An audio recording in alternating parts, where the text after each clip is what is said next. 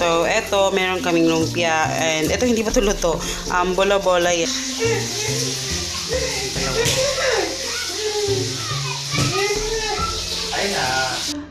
Ano kasi, medyo punong-puno na ako. Parang may bugot yung sinasabi ko. Ano ba? Siya yung naghahawak ng pera. Siya lang yung tagahawak. Okay? Klaruhin ko lang. So, every week, meron kaming budget na 800 pesos. So, hindi na lang din ng 1,000. 800 talaga.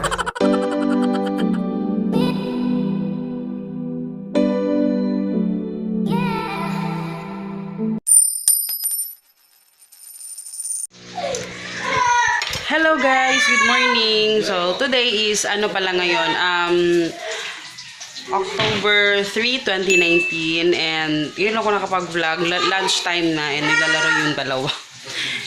Hindi ako pakasabay sa laro nila kasi talagang nag-ano yan, sobrang grabe yung energy nila maglaro. So today is nagluluto ako ng aming lunch and medyo busy si Papa sa kanyang kasi month end, so medyo busy. So dito siya nag-lunch and nagluluto ko ngayon ng aming lumpia. Ito yung niluto ko, ito yung ginawa ni Papa nung nakaraan. So, ito, meron kaming lumpia. And ito, hindi pa ito luto. Bola-bola yan. So, yan yung ulam namin today. Actually, supposedly talaga, ulam namin today is yung paksiw na isda. But then, hindi ko si Papa nagka-crave siya talaga sa lumpia. So, sabi niya, yan yung ulamin namin. So, wala akong magagawa. Yun yung gusto niyang ulam. And gusto yung makita sila yung dalawa.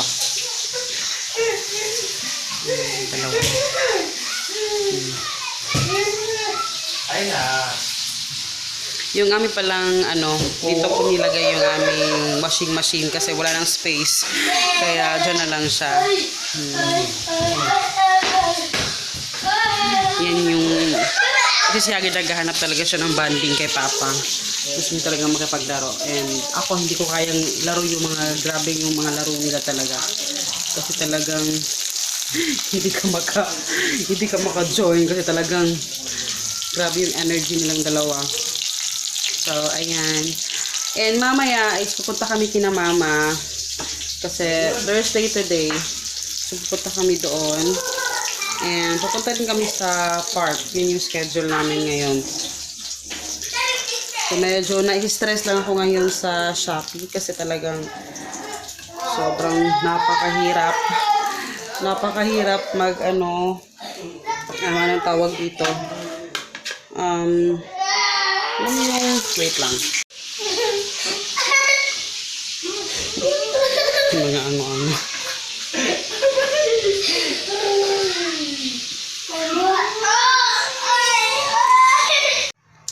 Ayan, hello guys. So, ayan, pasensya na. Medyo paputol-putol yung vlog ko. But anyway, gusto ko lang i-share kasi dito sa vlog ngayon na kasi since wala akong ginagawa talaga, ikakagising ko lang, naligo ako agad. Kaya medyo, kung meron man ako masabi na lutang pa ako guys. Lutang. But anyway, ayun. So, kasi marami lang nagtatanong sa inyo about sa pagbabudget namin yung update. Ayan.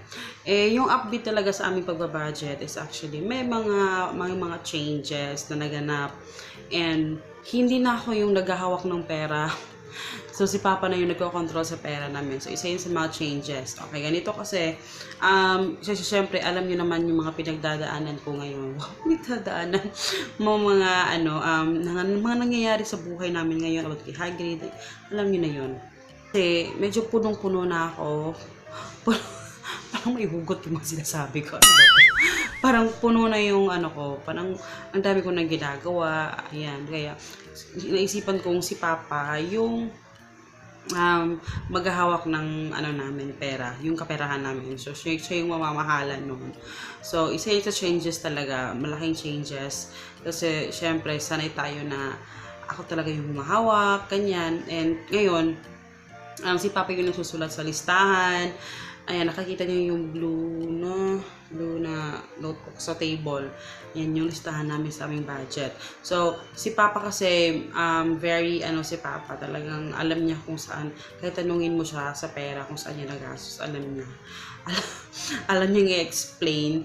And, ayun, talagang, so, mas better talaga na siya. And, alam ko naman na may weaknesses talaga ako na kaya niyang gawin. Like sa mga math, ganyan, medyo magaling si Papa dun sa mga numero. Ako naman, magaling na ako mag-budget guys sa mga pagkain, ganyan. Pero, mahina talaga ako dun sa mga numero, mga numero, diba? And, ayun, ang aming setup ngayon is, siya yung naghahawak ng pera, siya lang yung tagahawak, okay?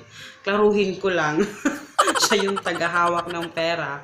Pero ako pa rin naman yung nagbabudget talaga. Like, nag-meal plan, nag-grocery, ako lahat yan. Ako, importante na ako talaga. Kasi syempre ako yung nagluluto, diba? So, ang ginagawa lang niya is, binabudget lang niya sa notebook, nilalagay niya lahat sa notebook namin, yung aming budget for this month. So, eto lang yung budget natin. So, sa grocery, binibigyan niya lang ako ng pang-grocery. So, importante na may nagko-control talaga dun sa money. And, ayun, siya yung taga-hawak, ako yung taga-gastos. Pero yung sa grocery yun, binibigyan niya lang ako ng pang-grocery. So, yung pang-grocery namin, every kinsena, yun yung binibigyan niya sa akin ng pang-grocery. Kung minsan man na kailangan may bilhin, ayun, humihingi pa rin naman ako sa kanya pag may need talaga na si Hagrid, ganito, kailangan ng ganito, ganyan, ayan. And, for weekly, kasi weekly, since ngayon nag-homeschool na si Hagrid, so, weekly talaga sa church, meron naman talagang, kasi pag nagsisimba kami, merong mga activities Hagrid doon sa church. So, So, every week, meron kaming budget na 800 pesos. So, hindi na lang yun ng 1,000, 800 talaga. Si Papa kasi nagbigay niya ng amount doon sa weekly na budget namin na allowance. So, yun yung allowance namin, yun yung paggagastos namin, like, kasi bumibili kami sa tindahan, like mga ice candy, mga ganyan, or pang-internet ko, pang ng wifi. So, lahat ng yan, kinukuha namin doon, and yung mga pamasahe, doon sa pagpupunta kami ng simbahan, kasi medyo magastos pag pupunta kami ng simbahan, kasi medyo malayo kami dito, yung pamasahe, so 3 kami, so medyo magastos talaga siya, and syempre napapabili. So, importante na may budget, weekly budget, importante yun. So, every week yun, si Papa din nagbibigay sa akin nun, and ano naman sa mga bills, siya yung bahala magbayad nun. Doon sa mga kuryente, tubig, ayan. Actually, yung bahala nagbabayad doon. Siya yung inano ko sa kanya.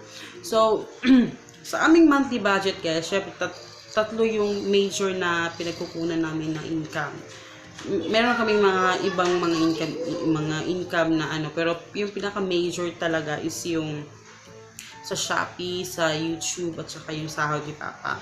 So, sa lahat sa tatlong yon, kumukuha kami doon. Like sa Shopee, merong na kaming percentage na kinukuha lang doon. Like, for example, syempre, kung kita ka ng mga sa isang buwan, kung yung buong kita mo na sa paglagay natin 50,000, wag naman 50,000 yung gastos mo sa mo, wag naman, 'di ba?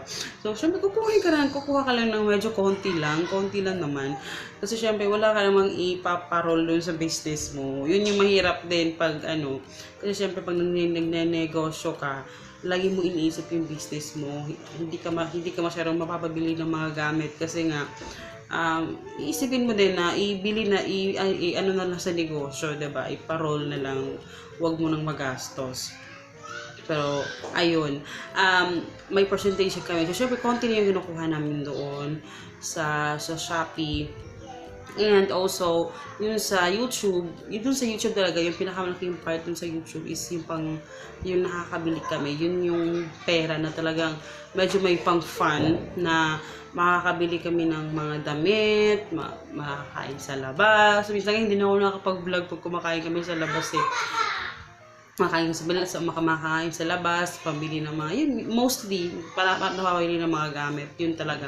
dun sa YouTube sahod. And then, ayun naman sa sahod ni Papa. So, kung magkano yung total nung lahat nung pag matapos yung makuha lahat nung ano namin, kailangan kunin dun sa mga business at saka yung sa trabaho.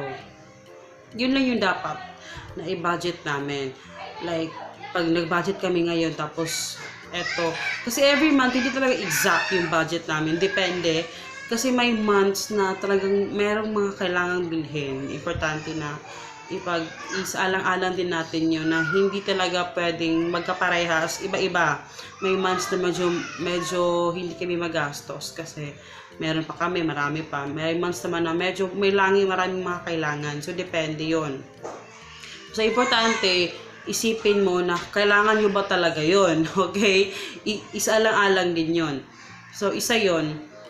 So, ganun yung setup namin. And so far, medyo okay yung ganong setup sa akin. Parang nawalan ako ng tinik kasi siya na yung lahat nagbabayad dun eh. Kasi dati ako talaga lahat. So, siya na lahat ng bahala nun. Palagi yung nasabi sa akin, huwag mo nang iisipin yung ganito.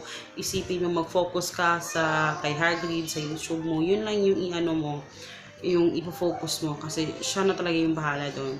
So, ayun. Ang paano ko lang kayo is maghihingi lang ako sa kanya ng pera talaga na panggastos. Yun lang. Yun lang talaga. And mas okay na may nagko-control nun sa pera kasi minsan natitempt talaga tayo na magmastos, diba? Lalo na kung hindi na rin mag-control yung sarili natin, which is marami tayong ganyan. So, importante yun, diba? And isa pa yung ipapa ko sa inyo is importante na i-involve din yung family talaga kasi mas okay na alam nila kung ano yung nangyayari sa loob ng pamilya. Lalo na kung for example marami kayong utang, marami kayong mga bayarin, kinakapos kayo lagi. Importante na i-involve yung mga anak kasi may mga nakikita ako na kahit kapos na tapos ipupush pa rin natin ibigay lahat sa ating mga anak kahit wala ka na. Parang pinapaharam mo natin sa kanila na parang kahit wala na tayo pero hahanapan natin na paraan para pambili ng gamit mo, ganyan. Pero alam mo yun, kailangan mo din silang i-involve, ipaintindi, isama sa mga meetings din sa bahay na parang, eto rin yung budget natin. Huwag naman sabihin walang pera. Huwag sabihin ganun kasi magiging, imposible naman wala kang pera. May pera ka, syempre, panggat sa mga pagkain. So, magiging sinungaling ka po sinabi mong wala kang pera. Diba? Tapos bibili ka ng So, sabihin mo lang na may pera tayo pero wala tayong budget sa ganyan. Yung pera natin ngayon, budget ito sa pagkain, budget sa pambayad ng bills, ganyan. So, importante talaga na i-involve. Kasi mostly, na nakikita ko, hindi natin ini-involve yung anak natin. Kaya, sobrang hirap na hirap tayo. Kasi yung mga anak natin, hindi nila alam yung struggles ng mga family, ng mga parents. Kasi talagang, hindi natin pinapakita sa anak natin na parang hirap na talaga tayo, diba? Kasi, basta yun. Yun yung may advice ko sa inyo. Si Hagrid lang, bata pa si Hagrid, ini-involve talaga namin siya. Pag walang budget, pinapaintindi namin sa kanya lagi na may importante pang bagay. At kung gusto man niya yan, kailangan niyang pag-ipunan yun, yung mga bagay na gusto niyang kunin, diba? So, ayun. Sana ay may na-share ako doon na kahit na konti. And so hopefully, ma-edit ko na to at ma-upload ko na rin kasi wala akong vlog for the past few days kasi medyo nagiging busy yung lola nyo.